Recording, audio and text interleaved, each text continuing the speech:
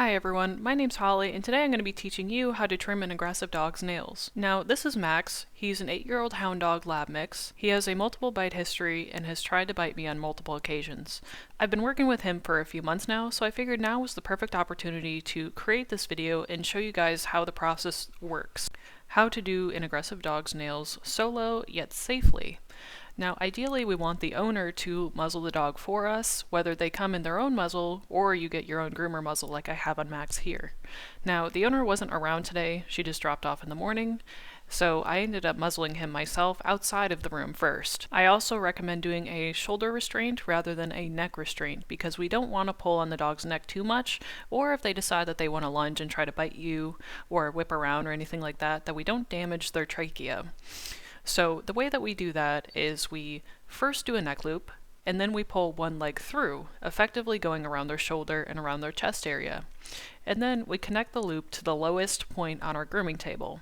Then we raise the grooming table, or the handles of the grooming table depending on which one you have. I'm lucky enough to have one that has an electric lift, so I simply adjust it based on what I need. So I usually put the lift at the height of around their shoulder, or a little bit below their shoulder.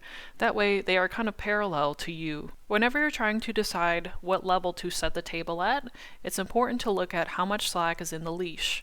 So you want to make sure that there's just a little tiny bit of tension on the leash. You want to make sure that they do not have the freedom to spin or go forward or go backward too much, so that for your safety, if they decide that they're going to lunge or try to spin around and bite you, that they cannot actually follow through and you can get away as quickly as possible. Okay, great. Now let's move on to handling.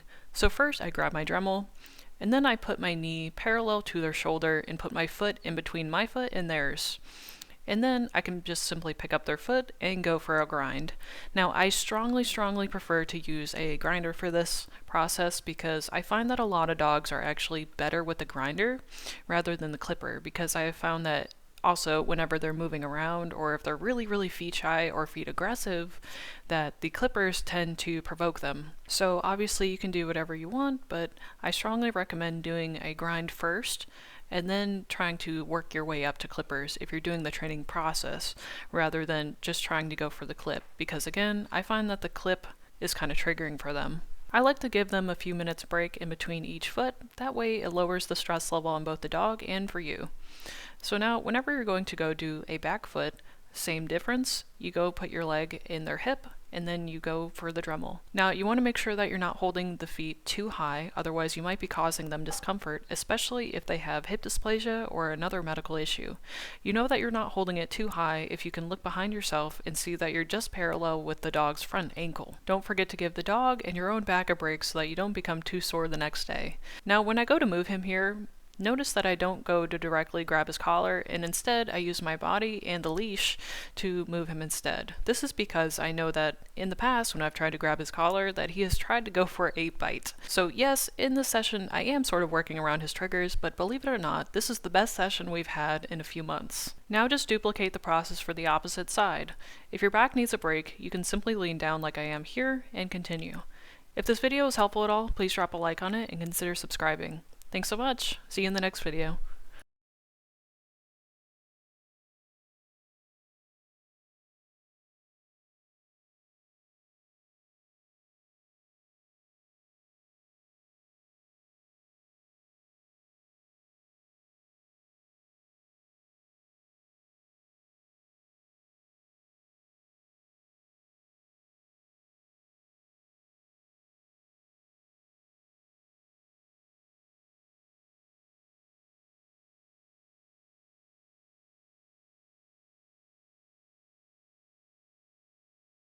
Sure.